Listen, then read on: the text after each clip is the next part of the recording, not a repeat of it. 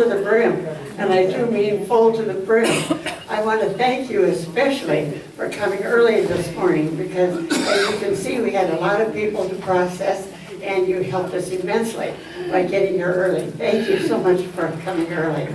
I'm Joanne Bundy. I chair the Community Education Council, which provides the bucket courses. And the planning committee is eager to get the fall of 2014 started. And we have the bucket courses variety pack series for you for the next 7 weeks. And as you may know, the variety pack consists of 1 lecture for each week. And the theme this year is biography. So we are very fortunate to have a lineup of wonderful professors who will each do a biography lecture on one of their favorite notable people. You will notice that the yellow sheets on your tables and chairs, those are the announcements.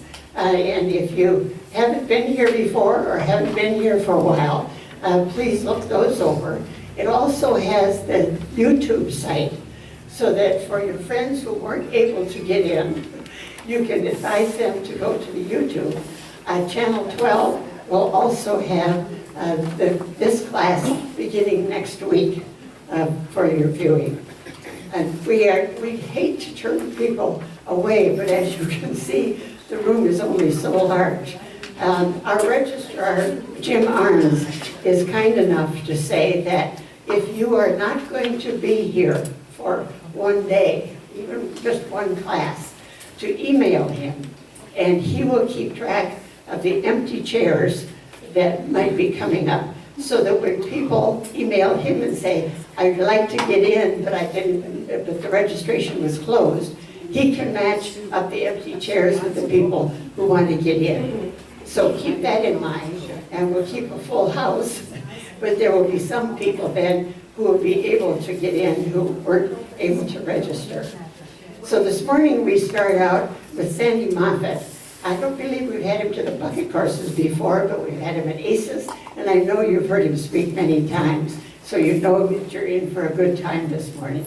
He is going to talk about the life and work of Eugene O'Neil. He is a Professor Emeritus of Theater at Grinnell College, so he knows what he's talking about.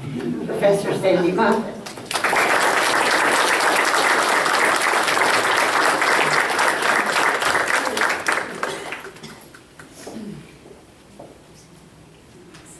I know what I'm talking about, but I don't know how to deal with this, so tell me if you can't hear me.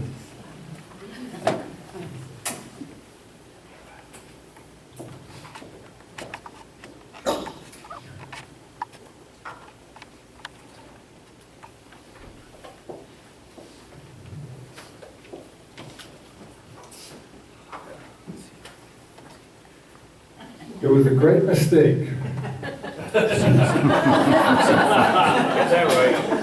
Okay. It was a great mistake, my being born a man. I would have been much more successful as a seagull or a fish.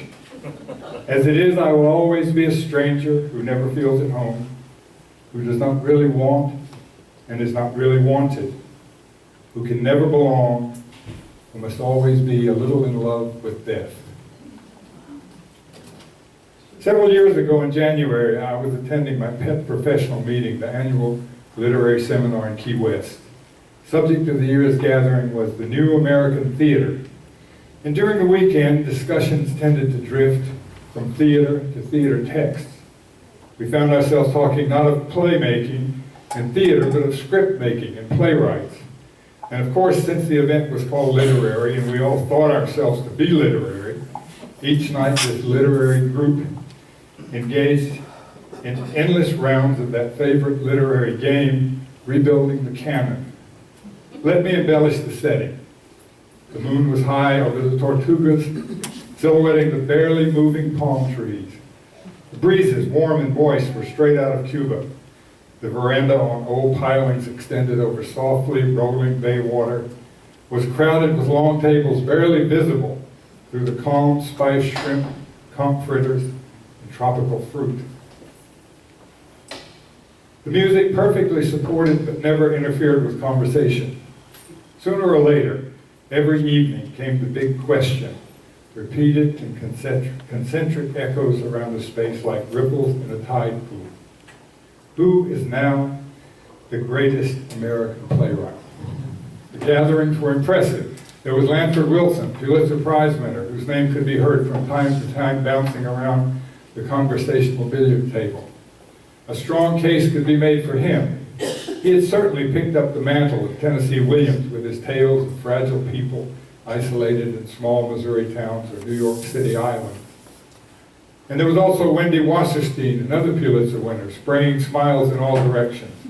Wasn't she a candidate leading that platoon of women, holding high the banner of American feminist drama so long carried in lonely solitude by Lillian Hellman? And her Pulitzer was more recent. Or that group in the corner, leaning in like footballers in a huddle, waiting for George Wolfe, the brilliant African-American satirist, to call the play, or the playwright, as it were. Perhaps he was nominating August Wilson, or even suggesting that he himself should be considered. Then invariably there would be a pause in the earnest, erudite probing of this distinguished group, a quarter till or a quarter after the hour, a gap in the constant intellectual murmur, and from somewhere in the night would come the second question, from an innocent, no doubt, a novice, out of place, a newcomer making small talk. But what about O'Neil? Silence. Someone sips a white wine, others study half-empty cocktail glasses, and from the dark center of this second silence a voice, likely an actor's voice, wise, tempered by years of whiskey and cigarette smoke, of indistinguishable gender and unmistakable mirth, a listener speaking for the first time.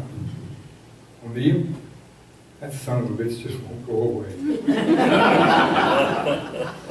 Slowly, with some trepidation, conversations are re-engaged, but the topics change and proliferate.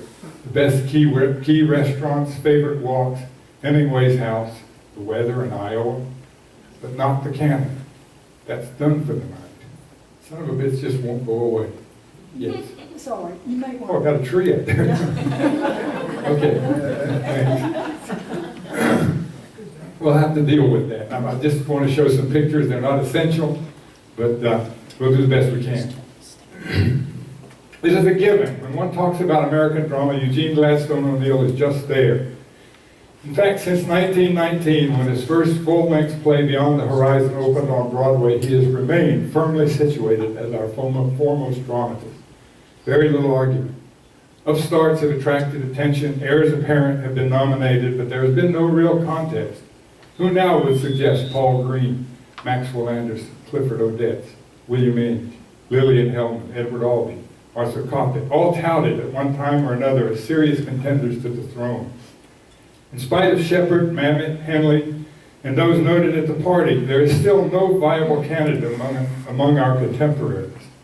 Arthur Miller, with his brilliant plays, Obsessed by Guilt, is too thematically narrow, and Tennessee Williams' Southern Tales are too stylistically similar. So there O'Neil remains, for some cause for celebration, for others despair. Indeed, he won't go away.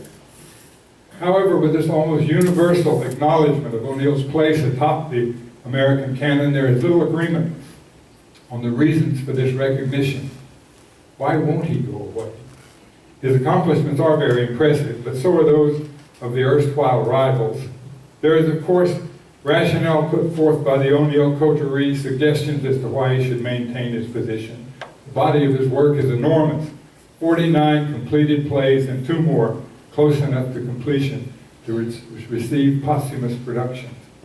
The plays range in length from half an hour one-acts to 5-hour marathons.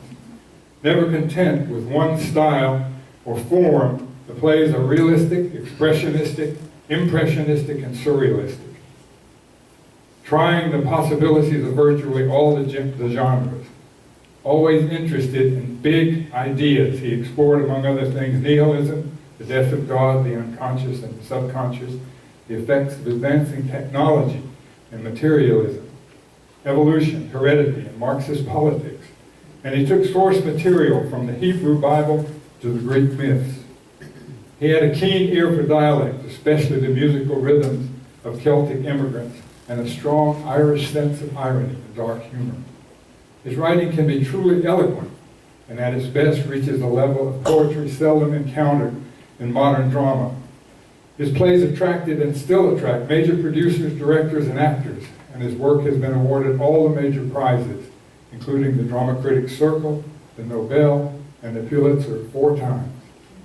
His characters are extraordinarily varied, ranging from Marco Polo, Ponce de Leon, and Lazarus, here we go again, to the end of the line, No Chance Bums occupying Harry Hope's saloon in The Iceman Cometh. And the plays and characters are intensely personal, suggesting an openness and honesty, inviting extraordinary level of empathy and believability.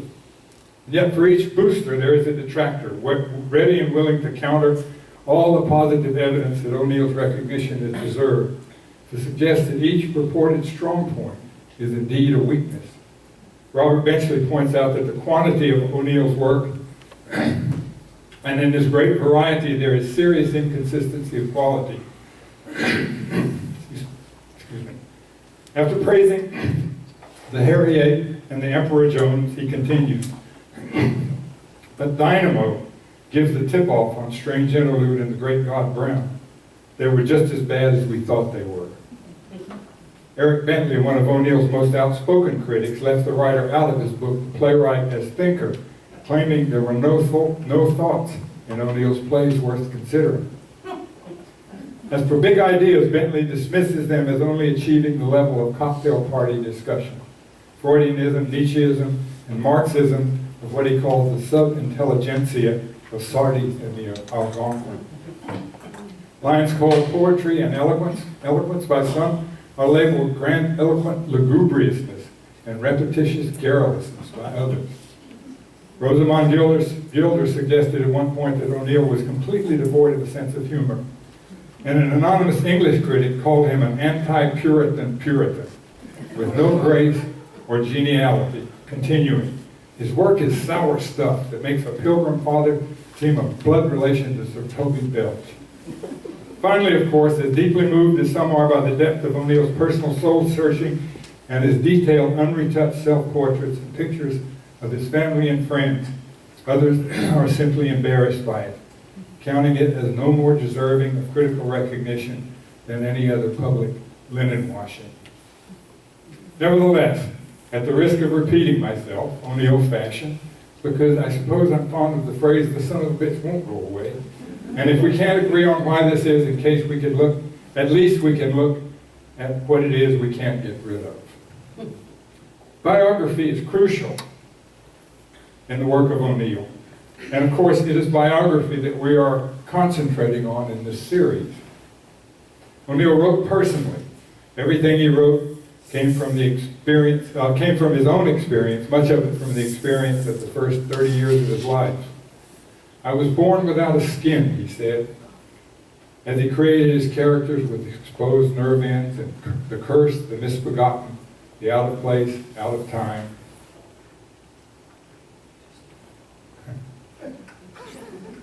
Back and forth between pictures and trees. So. These are people who miss their aim, who reach, come close, but can't quite fit, can't quite find a place. When they do touch, they injure, they wound. In fact, he didn't have to go beyond his own family to find these characters. It is my observation that virtually all of O'Neill's major characters can be placed into 5 categories corresponding to the 5 members of his family. To know the plays, you must know the lives of the family, and conversely, to know the family and the man, one only has to look at the plays. A stern, often cruel, patriarchal character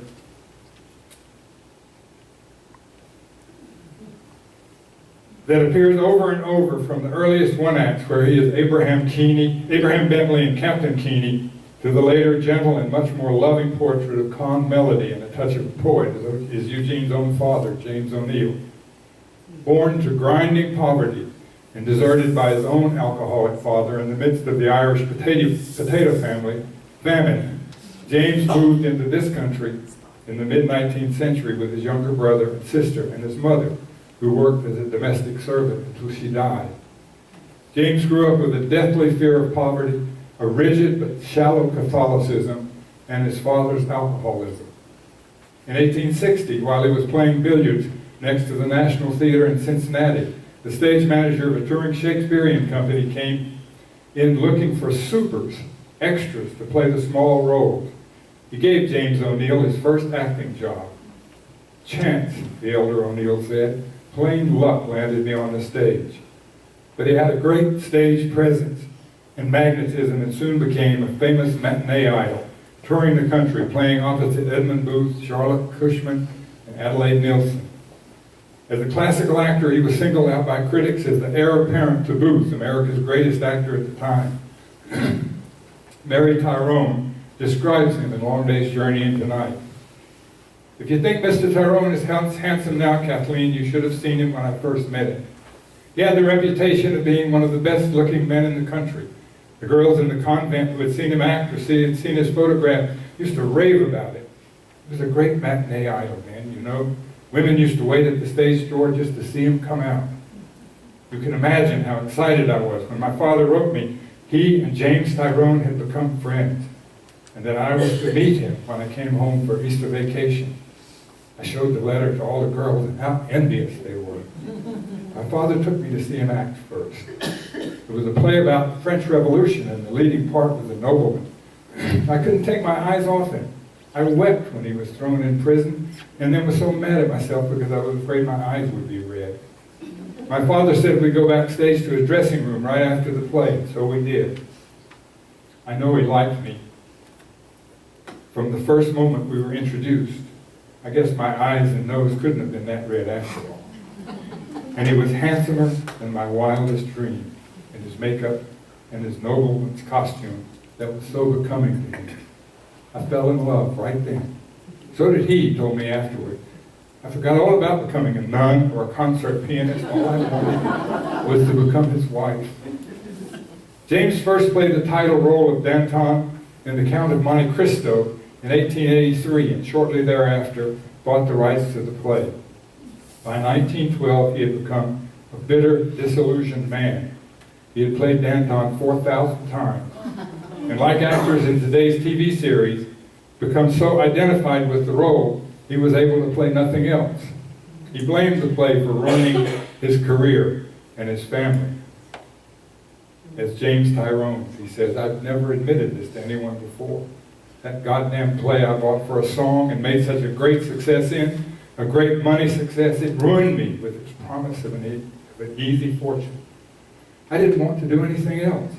By the time I woke up to the fact I'd become a slave to the damn thing and did try other plays, it was too late.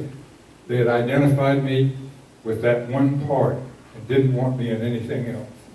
They were right, too. I'd lost the great talent I once had through years of easy repetition. Never learning a new part, never really working hard. $35,000 to $40,000 net profit a season, like snapping your finger. It was too great a temptation. Yet before I bought the damn thing, I was considered one of the 3 or 4 young actors with the greatest artistic promise in America. I'd worked like hell. I'd left a good job as a machinist to take supers parts because I loved the theater. I was wild with ambition. I read all the plays ever written. I studied Shakespeare as you'd study the Bible. I educated myself. I got rid of an Irish brogue you could cut with a knife. I loved Shakespeare. I would have acted in any of his plays for nothing. The joy of being alive in his great poetry. And I acted well in him. I felt inspired by him. I could have been a great Shakespearean actor if I'd kept on. I know that. In 1874, when Edwin Booth came to the theater in Chicago, where I was leading man, I played Cassius to his Brutus one night, Brutus to his Cassius the next, Othello to his Iago, and so on. The first night I played Othello, he said to our manager, that young man is playing Othello better than I ever did. That from Booth, the greatest actor of his day.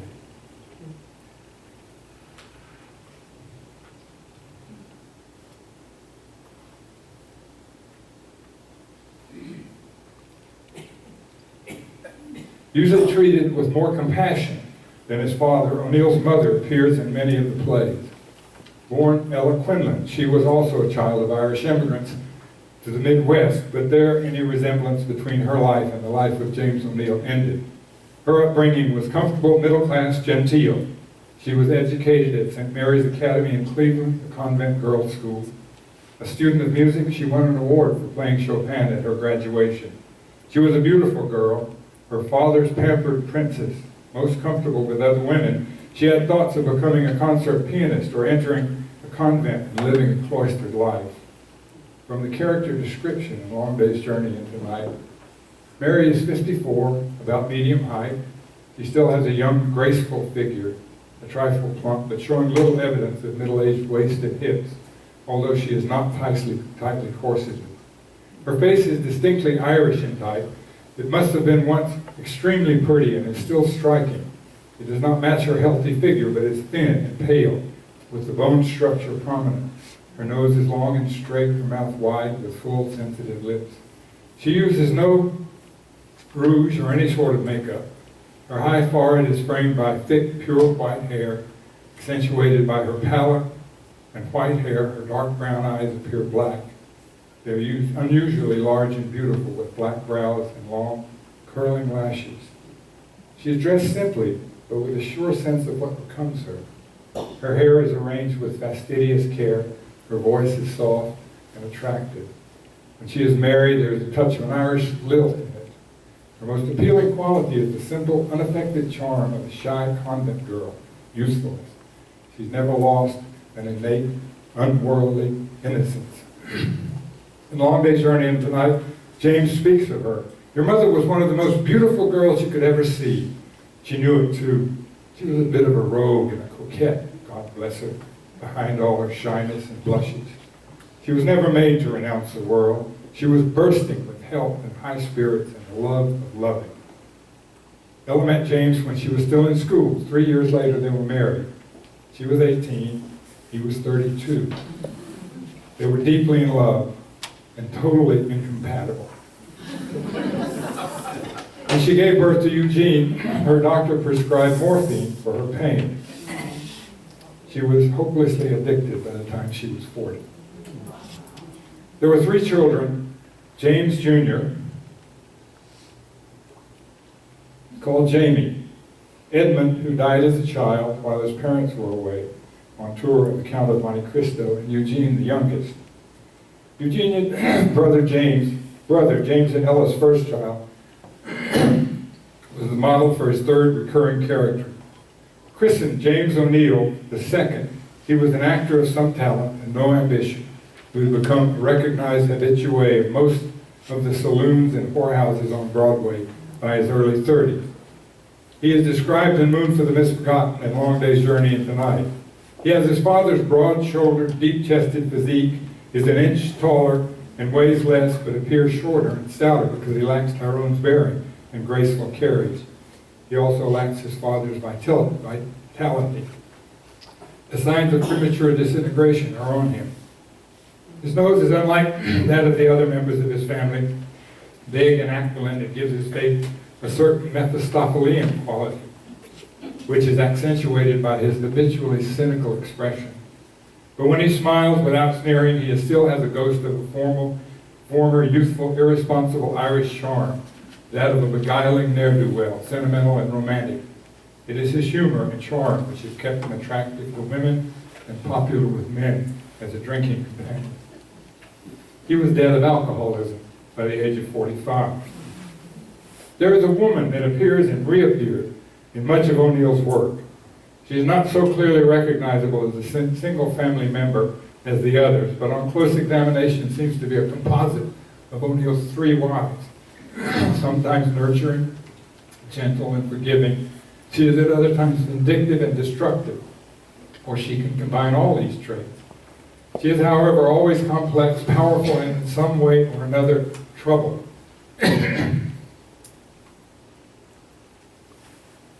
In the early one-act play, Before Breakfast, she is Mrs. Rowland, the only character appearing on stage, who in a long monologue harangues her offstage husband until we are to understand he cuts his throat with a straight razor.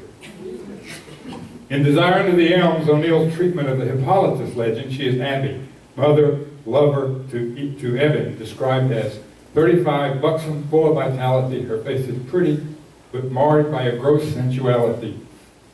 There is strength and obstinacy in her jaw, a hard determination in her eyes, unsettled, untamed, desperate. Sybil in The Great God Brown and Nina in Strange Interlude are drawn to truly superwoman specification. Nina, in a play of 9 acts with a running time of about 5 hours, protests early on the maleness of God. She says, "The mistake began when God was created in a male image. He should have imagined life as created in the birth. We should have imagined life as created in the birth vein of God the Mother. Then we would understand why we, her children, have inherited pain. For we would know that our life's rhythm beats from her great heart, torn with the agony of love and birth. And we would feel that death meant a reunion with her, a passing back into her substance. Blood of her blood again, piece of her piece." Now wouldn't that be more logical and satisfying than having God a male whose chest thunders with egotism and is too hard for tired heads and thoroughly comfortless? Then there's Anna Christie, who I won't talk about because she will appear on the Grinnell College stage next month. And you all might want to come see her. In A Moon for the Misbegotten, with the character of Josie Hogan, who combines his own 3 wives with all the women, wives, mothers, lovers he would have wanted to know. A character description. Josie is 28. She is so oversized for a woman that she is almost a freak, 5 feet 11 in her stocking and weighs around 180. Her sloping shoulders are broad, her chest deep, with large, firm breasts, her waist wide but slender by contrast, and her hips and thighs, by contrast with her hips and thighs. She has long, smooth arms, immensely strong, though no muscles show. The same is true for her legs. She is more powerful than anybody, an exceptionally strong man, able to do the manual labor of 2 ordinary men. But there's no mannish quality about her. She is all woman. The map of Ireland is stamped on her face, with its long upper lip and small nose, thick black eyebrows, black hair as coarse as a horse's mane, freckled, sunburned, fair skin, high cheekbones, and heavy jaw. It is not a pretty face, but her large, dark blue eyes give it a note of beauty, and her smile, revealing even white teeth, give it charm. Central to nearly all the plays is the autobiographical character O'Neil himself, the would-be poet, the searcher, the seeker, the young alcoholic, derelict, lost soul. Smitty, the melancholy dreamer in the early sea plays, Evan Cabot, Nat Bartlett, and Orrin Mannon locked in terrible combat with their fathers or their fathers' ghosts. Reuben Light, Dan Parrott, and Yang, willing to sacrifice their lives and sell their souls to make a connection to something beyond themselves, to belong. And of course, Edmund Tyrone in Long Day's Journey into Night, one day in the life of the family Tyrone, the ancestral name, Irish name for the family O'Neil. Robert Mayo, out of place, trapped in a marriage that smothers him, and chained to a land he hates, struggling toward the next hilltop to glimpse a place where he might possibly belong, articulates the major theme in O'Neill's work, and perhaps the major quest in his life. I doubt if you'll understand. It's difficult to explain even to myself. Either you feel it or you don't. I can remember being conscious of it first when I was only a kid. You haven't forgotten what a sickly specimen I was in those days, have you? Well, in those days when Ma was fixing meals, she used to get me out of the way by pushing my chair to the west window and telling me to look out and be quiet. So I used to stare out over the fields to the hills out there, and somehow, after time, I'd forgotten the pain I was in and start dreaming. I knew the sea was over beyond those hills. The folks had told me. And I used to wonder what the sea was like, to try to form a picture of it in my mind. There was all the mystery in the world to me then about that far-off sea, and there still is. Call me as it does now. And other times my eyes would follow the road winding off into the distance toward the hills, as if it too was searching for the sea. And I promised myself that when I grew up and was strong, I'd follow that road, and it and I would find the sea together. Those were the only happy moments in my life then, dreaming there at the window. I like to be all alone those times. I got to know the different kinds of sunsets by heart, and all those sunsets took place over there, beyond the horizon. I'll stop there for a break.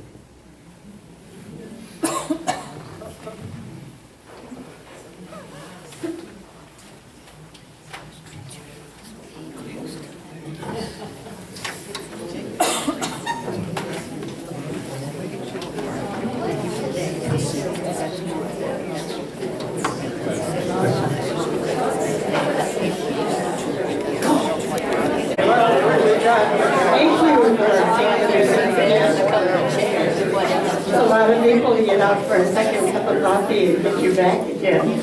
We'll now continue with the second half of Professor Sandy Moffett's talk on Eugene O'Neil. And I think there will be time at the end for you to ask questions, so we'll be saving them up for that. Thank you.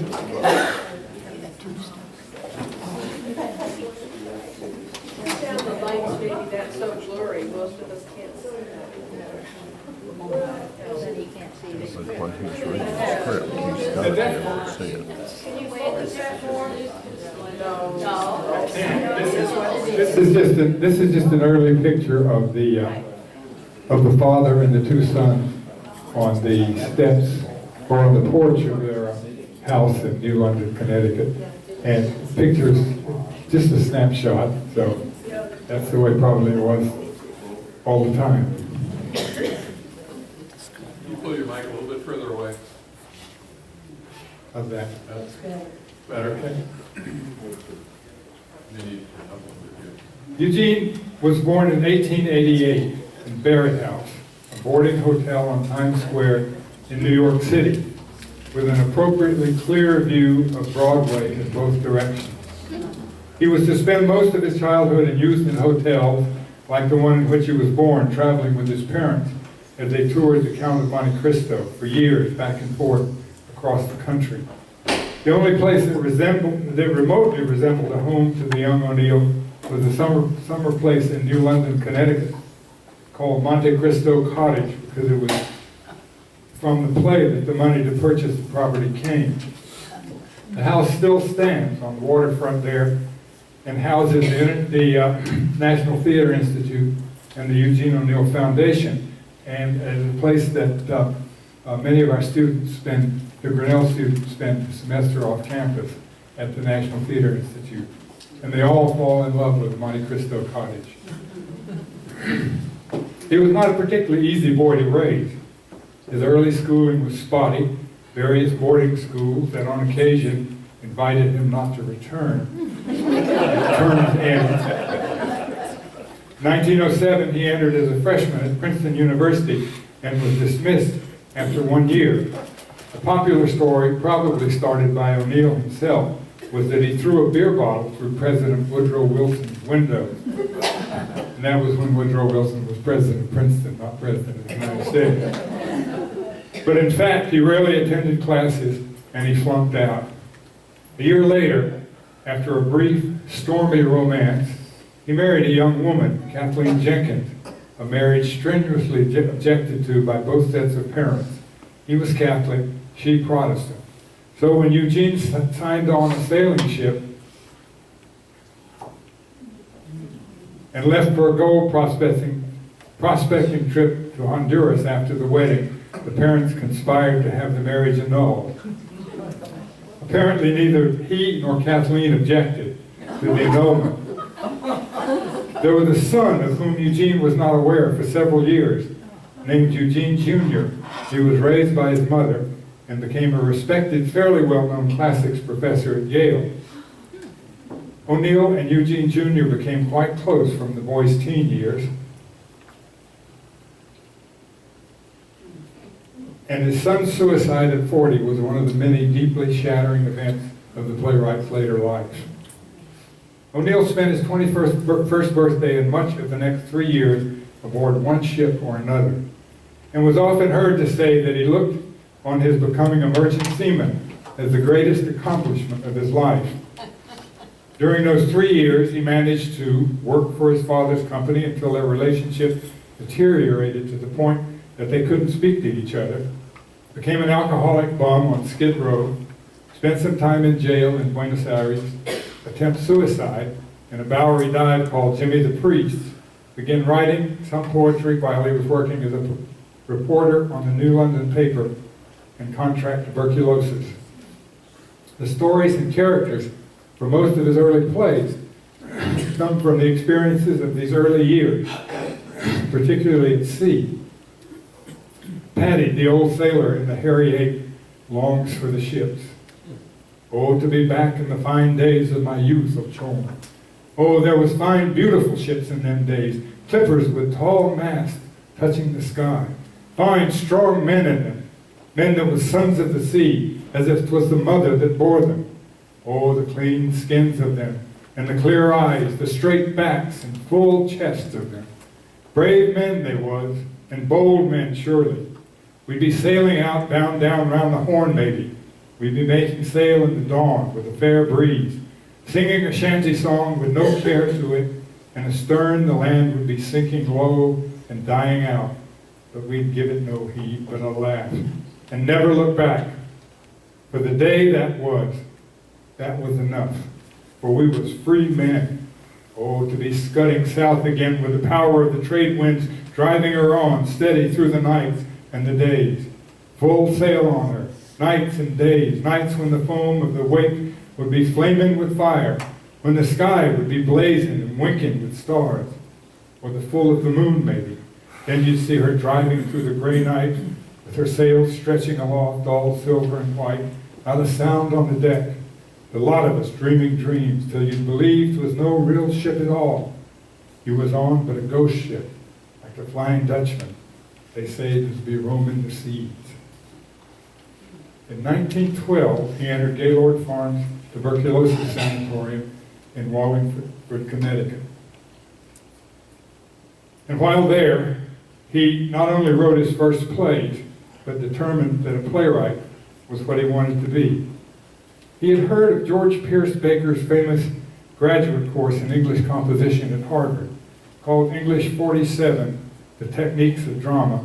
The course was first taught in 1909 and included in its list of students Edward Sheldon, Philip Berry, Sidney Howard, Fred Koch, Thomas Wolfe, and Sherwood Anderson.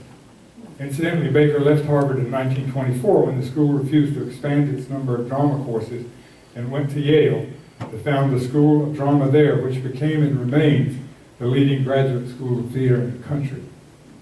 The course was known as the Harvard 47 Workshop. O'Neil, with characteristic bravado, wrote Baker, July 16, 1914, New London, Connecticut. Dear Mr. George Pierce Baker, Mr. Clayton Hamilton, the dramatic critic, has given me permission to use his name and advised me to write you personally regarding the possibility of my entrance as a special student into your several dramatic courses at Harvard University. Let me explain my exact position. I'm 25 years old. My university training consists of 1 year, freshman at Princeton University, class of 1910, where I started to take a lit course. All my life I've been closely connected with the dramatic profession. My father is James O'Neil, the actor, of whom you may perhaps have heard. That's kind of like saying, my father is Brad Pitt, the actor, whom you may have heard. Although I have never been on stage myself, nevertheless I can claim whatever knowledge there may be gained from a close connection with the members of the profession. Less than a year ago, I seriously determined to become a dramatist. And since that time, I have written 1 long play, 4 acts, and 7 one-act plays. None of my plays have as yet been submitted to any manager for production, but of course I intend to try and obtain a hearing for them the latter part of this summer.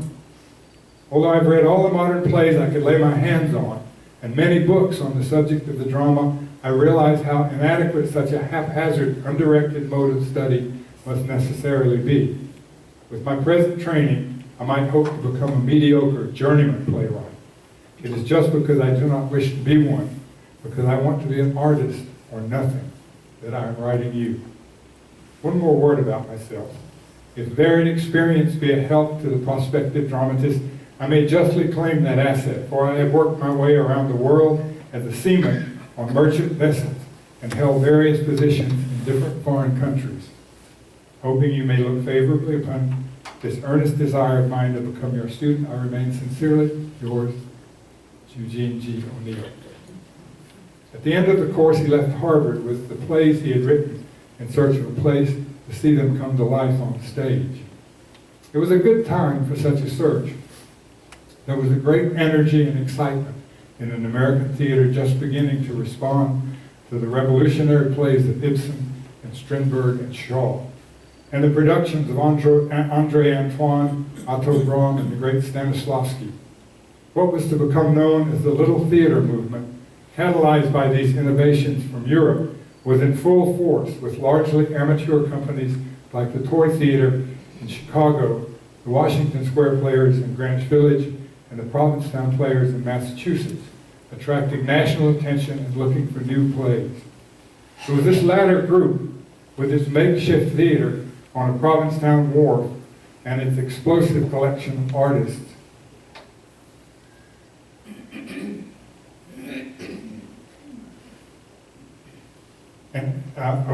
anarchists, and avant-gardists that O'Neil approached. It was an amazing assembly, including Jack Reed, Jake Cook, Louise Bryant, James Light, Robert Edmund Jones, and Susan Glassfell, a young journalist from Davenport, Iowa, an extraordinary playwright in her own right, who deserves much more recognition than she has received. She describes his first visit. A friend had told her, "Mr. O'Neil has got a trunk full of plays." That didn't sound too promising. But I said, "Well, tell Mr. O'Neil to come to our house at 8 o'clock tonight and bring some of his plays." So Gene took Bound East from Cardiff from his trunk, and Freddie Burt read it to us, Gene staying out in the dining room while the reading went on. He was not left alone in the dining room when the reading finished. Then we knew what we were for. I may say it through memories too emotional, but it seems to me I have never sat before a more moving production than our Bound East for Cardiff with Eugene O'Neil, when Eugene O'Neil was produced for the first time on any stage. Jig was yanked. As he lay in his bunk dying, he talked of life as one who knew he must leave it. The sea has been good to Eugene O'Neil. It was there for his opening. Just as the script demanded, the fog bell in the harbor, the tide was in and it washed under us and around, spraying through the holes in the floor, giving us the rhythm and the flavor of the sea, while the big dying sailor talked to his friend of the life he had always wanted, deep in the lane, where you'd never see a ship or smell the sea.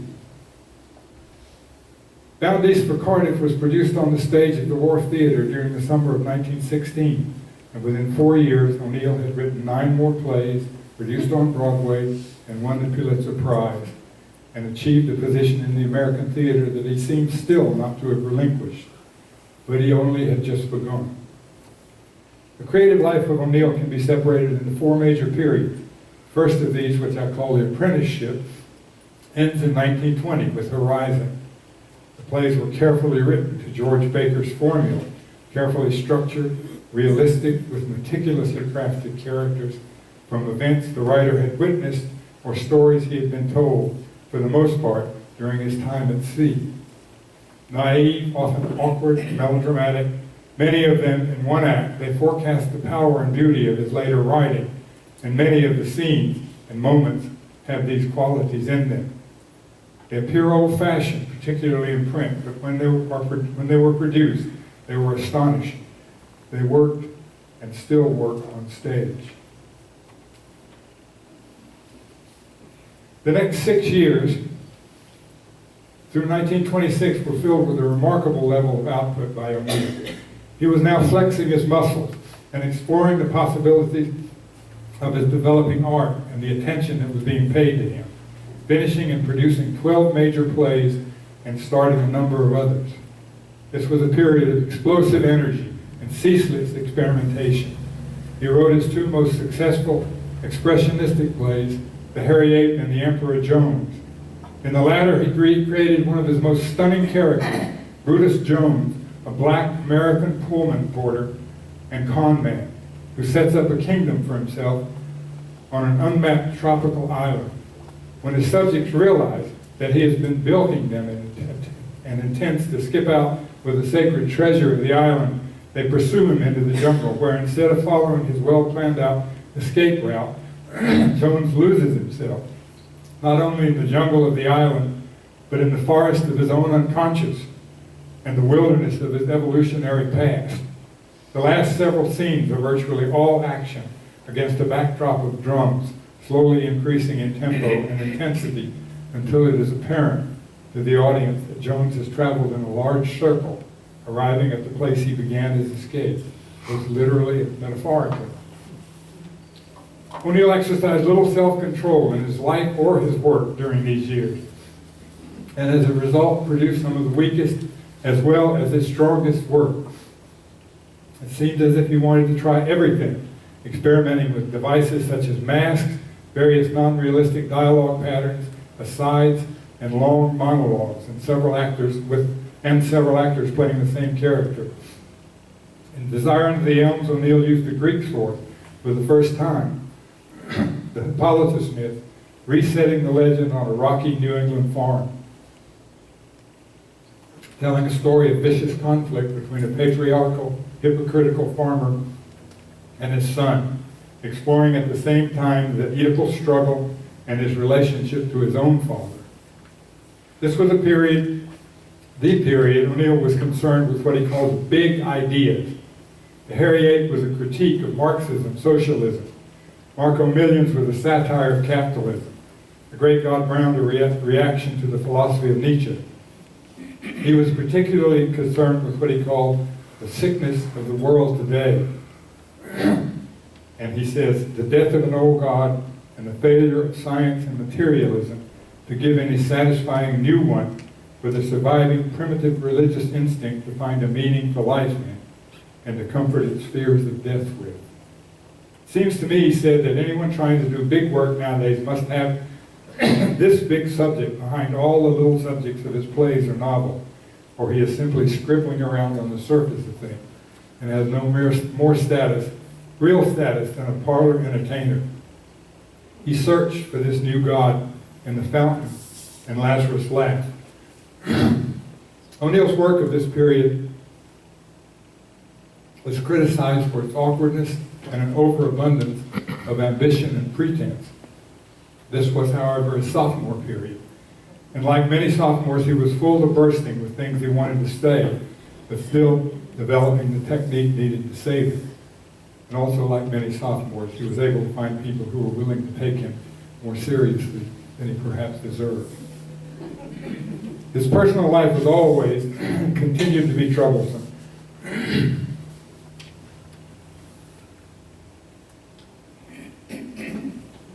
He had married the novelist Agnes Bolton in 1918, a relationship that had seemed completely successful at its beginning, but had begun to deteriorate within 5 years and ended in a messy divorce in 1929.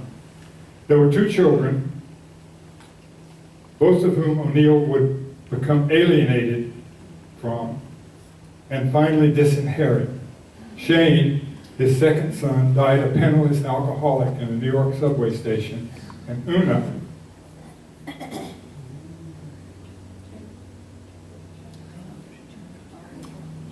married Charlie Chaplin. She was 18, he was 54.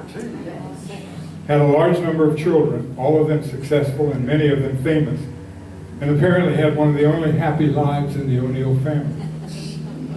Eugene was also becoming aware of the earliest effects of a nervous disorder, a disease resembling Parkinson, that would always be on his mind and eventually take his life. From 1928 to 1934, O'Neil was in his full stride. The torrent of output had slowed down, and the work that did appear was more carefully written and rewritten. He remained influenced by the important ideas of the times, but in the best plays he was able to control them instead of being controlled by them. And he continued his experimentation, which still resulted in some inconsistency. By now he was undisputed king of Broadway, the ruler of the American stage. New plays appearing about once a year were major events, and great prestige was attached to attending opening nights. 2 of the plays this period were enormous in scope. Morning Becomes Electra, his treatment of the Orestean trilogy, and Strange Interlude, his novel for the stage. Each had running times of over 5 hours. With opening curtains in the afternoon and long intermissions for dinner, these plays became social events, and theater goers would take care in selecting their wardrobes for the afternoon and evening performances. A number of his plays had sold well in print, but Strange Interlude, through numerous reprintings, remained on the New York Times bestseller list for months, which was unprecedented for a play script. Even his bad plays during this period, Dynamo and Days Without End, were two of his worst, were monumentally bad, reaching a level of badness unattainable without powerful talent. His only comedy, All Wilderness, was written in 1933 and considered alongside his other work as a complete anomaly. The story of 2 days in the life of a family in small-town New England that expresses sentiments and viewpoints that seem more like Thornton Wilder, from characters that would have been created by Norman Rockwell. The happy ending of father and son ironing out their differences in a happy reunion coming from O'Neil was astonishing. O'Neil would almost disown the play later, saying that he wrote this popular piece of fluff only to prove that he could. The father, Nat Miller's closing lines, in retrospect, sadly ironic, reflect the play's moods. And Richard says, "Good night, Pa." Miller, his father, "Good night, Richard." And then Richard leaves. First time he's done that in years. I don't believe in kissing between fathers and sons after a certain age. Seems mushy and silly, but that meant something. I don't think we'll ever have to worry about his being safe from himself again. And I guess no matter what life will do to him, he can take care of it now. My darn feet are giving me fits. And his wife says, "Why do you bother unlacing your shoes, you big goose, when you're going right up to bed?" Miller says, "Guess you're right. Mind if I don't say my prayers tonight, Essie? I'm certain God knows I'm too darn tired." And Mrs. Miller says, "Don't talk that way. It's real sinful. That isn't you all over, always looking for an excuse. But all right, I suppose tonight you need. You've had a hard day. I'm going to turn out the light. All ready?" "Yep, let her go, Gallagher." He looks out and sees his son. There he is, like a statue of love's young dream. What's it that Rubaiyat says? "Yet that spring should vanish with the rose, that youth's sweet-scented manuscript should close." Well, spring isn't everything, is it, Essie? There's a lot to be said for autumn. That's got beauty too, and winter, if you're together. Mrs. Miller says, "Yes, ma'am." That's the end of it. Ironically, Our Wilderness, by the turn of the 21st century, had received more production than any of O'Neill's other plays. And they may well have received more production than any other American play at that time.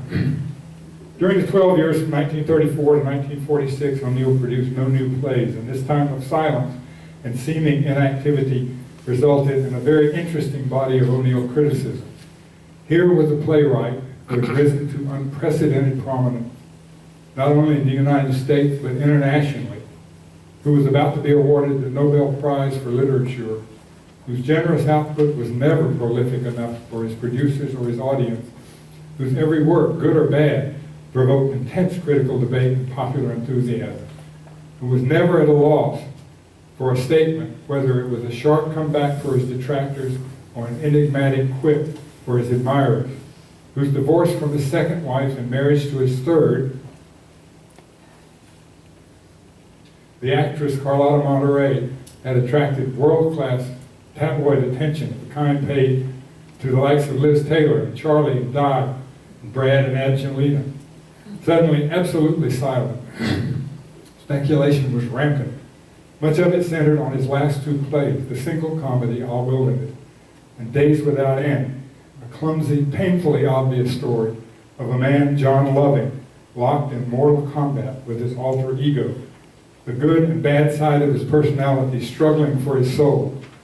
In the melodramatic ending of this latter play, Loving stumbles into a Catholic church and throws himself down in front of the crucifix. His evil alter ego, played by a second actor, dies on the spot, just as a messenger enters with the news that Loving's wife, who he thought was terminally ill, was miraculously recovered. Many theorized that O'Neil, the brooding, dour, nihilistic purveyor of the bad news of the human condition, had found contentment, perhaps in a happy marriage, perhaps in the reaffirmation of faith in the Catholic God. And in this blissful state, his compulsion to explore in his work the pain of existence had disappeared. In 1946, the production of The Iceman Cometh dispelled any remaining notion of a contented O'Neil. The play had a setting that Eugene remembered well from his merchant seaman days. Jimmy the Priest, called in the stage direction Harry Hope's, a Raines Law Hotel, the cheap gin mill of the 5-cent whiskey last resort variety situated on the downtown side of New York. Larry Slade, the anarchist philosopher, as he calls himself, describes it as the no-chance saloon, its bedrock bar, the end of the line cafe, the bottom of the sea rat skillet. Don't you notice the beautiful calm in the atmosphere? That's because it's the last harbor. No one here has to worry about where they're going next because there is no further they can go. It's a great comfort to them. Although even here they can keep up the appearances of life with a few harmless pipe dreams about their yesterdays and tomorrows. In this saloon of fools, carefully constructed to represent what O'Neil saw as the world and all humankind, he offers only two responses to the human condition: blind drunkenness and death. Larry again says, "Ah, the damned pity, the wrong kind. To God, there's no hope. I'll never be a success in the grandstand or anywhere else. Life is too much for me. I'll be a weak fool looking for pity at the two sides of everything till the day I die. And may that day come soon." This play gave me more satisfaction than any I've ever done, he said about Iceman. You ask about the significance of these people, what they mean to us today? Well, all I can say is that it is a play about pipe dreams and the philosophy that there is always one dream left down there at the bottom of the bottle. In fact, O'Neil was neither inactive nor happy during this period. Still unable to create a satisfactory personal life in either his relationship to himself or to others, hurt as he always was by any criticism of his earlier work, profoundly worried about a world at war, and facing the frightening symptoms of his ever-encroaching disease, the loss of physical control while his mind remained as active as ever. He was engaged in at once the most prolific, painful, and as far as his writing was concerned, perfect period of his creative life. By 1943, he had started over 20 new plays and had completed 5. These 5 plays, The Iceman Cometh, Long Day's Journey into Night, Touch of a Poet, Moon for the Misbegotten, and Huey, are arguably O'Neil's 5 genuine masterpieces, and they share a number of characteristics. The work was more openly autobiographical.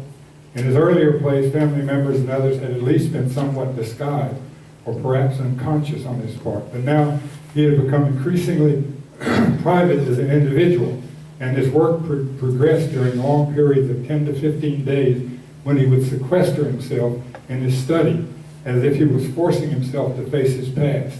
Then he would go on epic binges from which he would literally be carried home, only to return monk-like to his cell and begin the work binge cycle all over again. The work was so revealing it was terrifying. These plays were much more carefully crafted than any of the earlier ones, painstakingly rewritten, with much time spent on revision. The direct influences, Freud, Nietzsche, Ibsen, Strindberg, and all the others, were more subtly woven into the fabric of his writing, balanced by the power of the art and spirit of the playwright.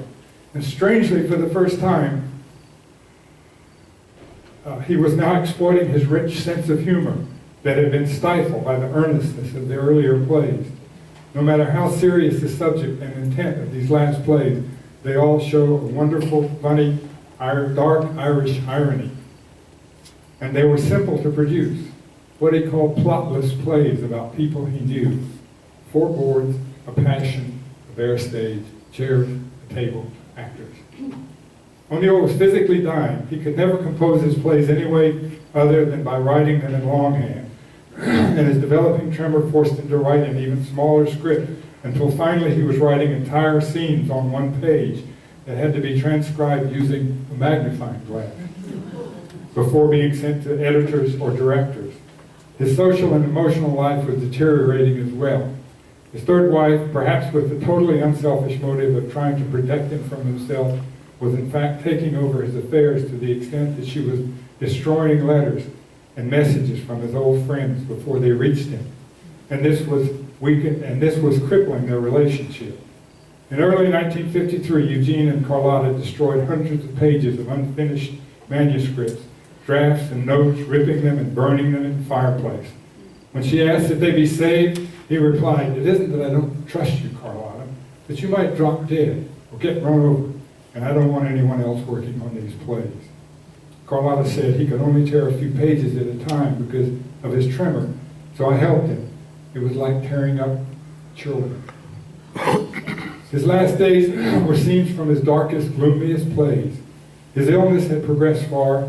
He was bitter, depressed, helpless, and argued violently with Carlotta. A few days before he died, after a particularly vicious fight, he left their apartment and moved into a hotel room. He died November 27, 1953. His last words, born in a hotel room, God damn it, died in a hotel room. There were 3 mourners at his unannounced funeral.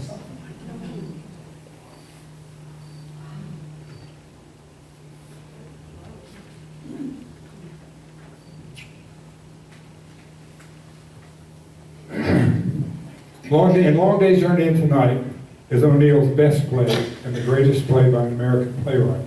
I say this with fear of argument, but with complete conviction nevertheless.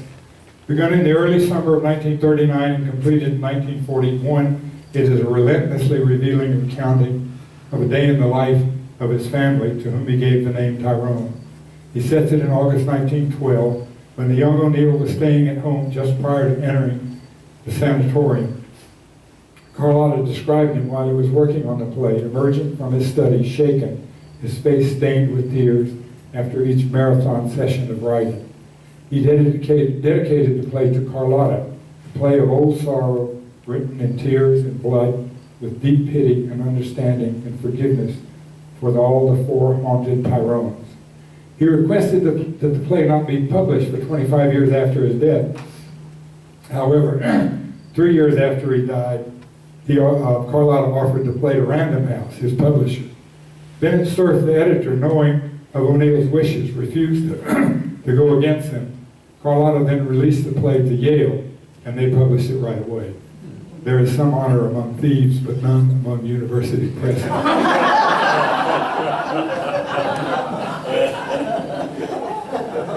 In my favorite speech from all of O'Neill's work, Edmund Tyrone, the young O'Neil, both summarizes his life quest and speaks his epitaph.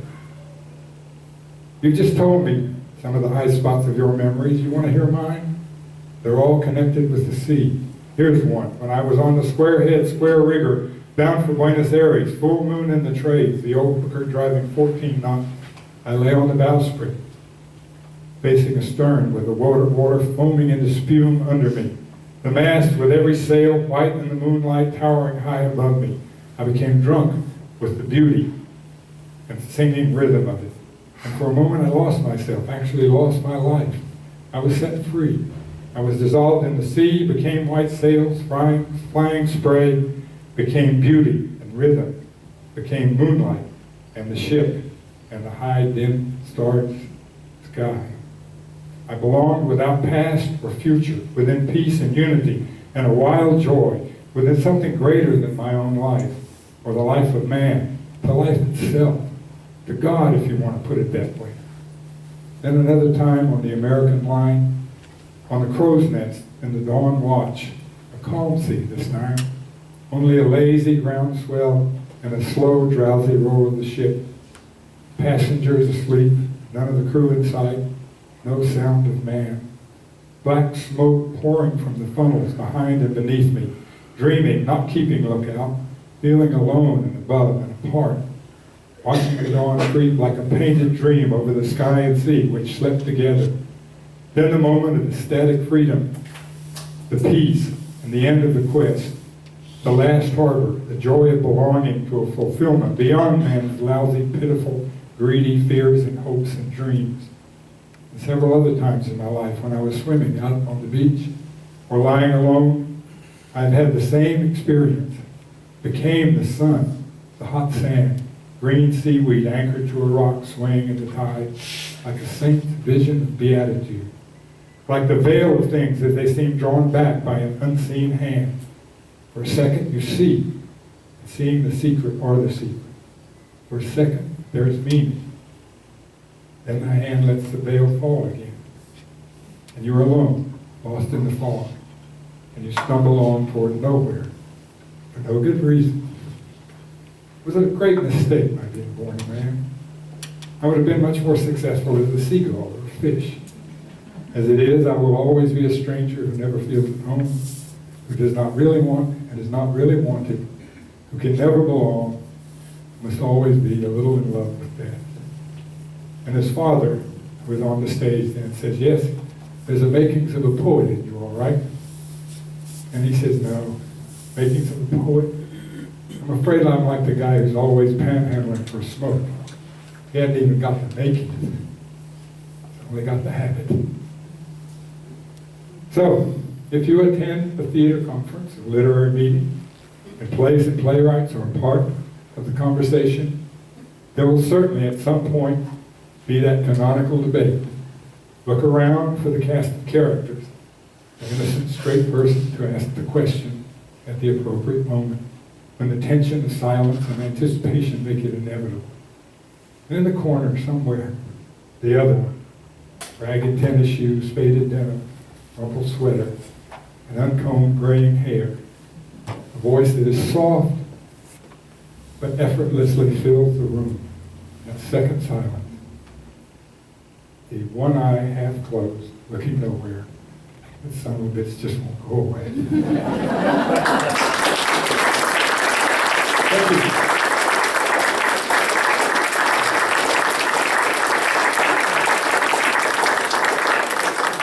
I see a big orange question mark over there. If anyone has any questions, I'll be glad to answer them or try.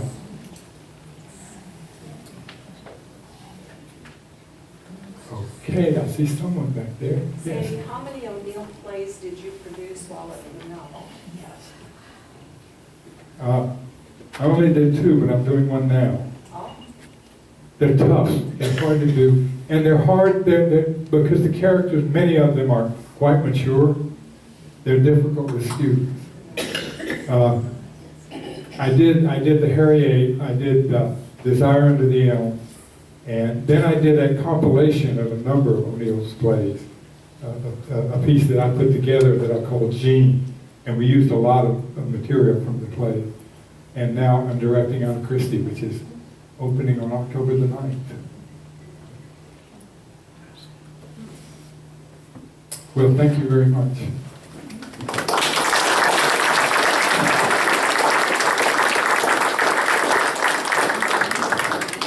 Thank you.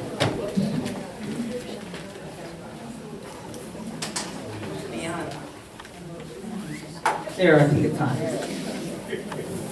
It's kind of interesting to hear someone who studied one of these brilliant creative artists and find out it's almost always the case that they're tortured people in some way or another. Maybe not all the time, but when they're being their most creative, they're very tortured people. That's hard for we plain people to understand. But it is, I think it's the truth. Has anybody seen an O'Neil play? Yeah, I'm sure lots of people. When I was growing up, I lived near Chicago and saw several, and I would love to have known something about it. Thank you very much. Flowers by Design, that used to be Flowers on 4th, has done this lovely little plant arrangement for us. Real flowers. They leaked a little bit, which we're sorry for. But we hope you'll enjoy it, and we thank you ever so much for giving us an insight into this wonderful artist. Thank you very much.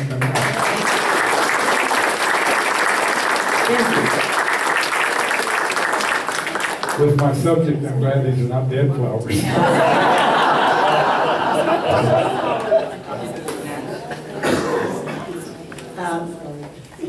Thank you so much, Sandy. We appreciate that. As most of you know, we do not use the bucket courses for an opportunity to make community announcements because it takes so much away from our class time. But Eric McIntyre has asked his mother to make an announcement for him this morning. And we will do just about anything Eric McIntyre asks us to do. So here is Susan McIntyre with a little announcement from Eric. You get to hear all the McIntyres at one time or another this fall. Eric was planning to be here to make this announcement himself, but he is overwhelmed with work. A little bit closer? Oh, that sounds better, yeah. On September 26th and 27th, the Grinnell Symphony at the college is hosting a wind orchestra from Germany for the Family Weekend Concert. They are a group of adult amateur musicians who will play traditional German music and other popular fare. There will be a concert on the September 27th at 2 p.m. Grinnell is the last stop on this group's brief U.S. tour and the only rural community they will visit. Because the members of the ensemble are also from an agricultural community and several of the groups are farmers, they are particularly interested in meeting people in Grinnell and getting to know about life in rural Iowa. With this experience in mind, they are asking for families in town who would be generous enough to open their homes as host homes for 2 nights. I am hoping to find host homes for 38 people for the 2 nights. They will arrive late on the afternoon of the 26th and leave on the morning of the 28th. They will provide their own meals and promise to be low maintenance. All they need is a bed, they say. Most of the time they will be busy. If the host families are able to transport their guests from the college to their homes the day of arrival and back on the day of departure, that would be appreciated, but is not necessary. I believe that most, if not all, of the members speak English in varying degrees of fluency. If you would be able to help as a host home for one or more of our guests or have questions, please contact Eric McIntyre, and I have his email and phone number here written down. So if you're interested, I'll hand you a flyer. Thank you. Thank you, Susan, very much. And we hope we have some people who will accommodate that. Now, next week, we have the second lecture of our variety pack, and that will be Caleb Elfenbein. He is Assistant Professor of History and Religious Studies at Grinnell College, and he will be talking about Muhammad, which should be a very interesting talk. Now, if you are not going to be here next week and have an empty chair, please email Jim Arns. If you know someone who wants to get into next week's class and hasn't had a chance to register, email Jim Arns, and he will match people up. Really appreciate you doing that, Jim. But we want to get as many people accommodated as we possibly can. So we look forward to seeing you all next week, and you appreciate, again, your coming early so that we can get you all seated before the class starts. Thank you. Have a rest of the day that's very good.